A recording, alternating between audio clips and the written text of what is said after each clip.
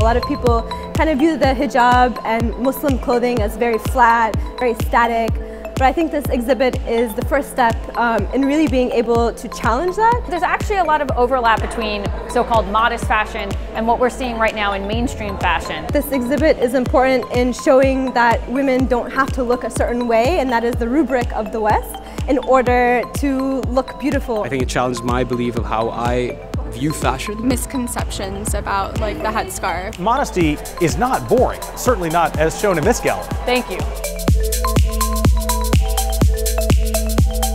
I started wearing a hijab, headscarf in 6th grade, and that was by far the worst year of my life. Hoda Katebi is an Iranian-American who grew up in Oklahoma. I got punched in the face, I had my hijab pulled off, I got called a terrorist almost daily. To a standing room crowd at San Francisco's DeYoung Museum, she said that's how she realized the power of clothing to make a statement. People are going to stare at me regardless. Why don't I give them something to stare at? Now an author and a fashion blogger, her work earned her a spot in the DeYoung's contemporary Muslim fashion exhibit. We see it as a snapshot of what's happening in contemporary Muslim modest dress codes right now. And the clothes are as diverse as the people who wear them. I think some of it I would totally wear.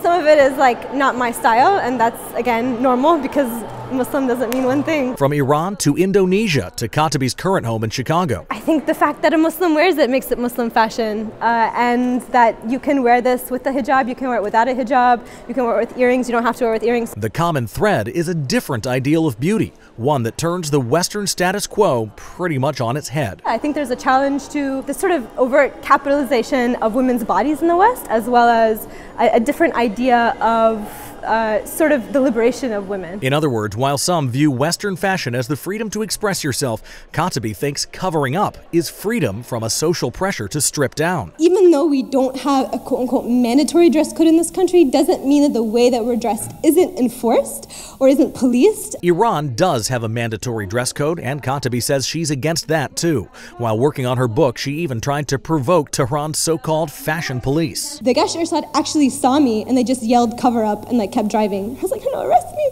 She believes the decision to cover and how much to cover is intensely personal. Hijab and Muslim aren't synonymous, so like you can wear your hijab in a million ways. You don't even have to wear hijab to be Muslim. For the curators, that became a vital part of the DeYoung's exhibit. For us, it was important to show that not all Muslim women cover. It is a visible signifier, but it's not the only way of identifying as a Muslim. Like all fashion, modest fashion is changing rapidly. We can't predict certainly how the show would look in, say, 10 years' time. And every piece has a story, something this audience now knows better than ever. They gave an alternate perspective on things that I never thought about before. A lot of the things that you see every day are not as simple as they seem. Fashion isn't a form of art, and all art is political.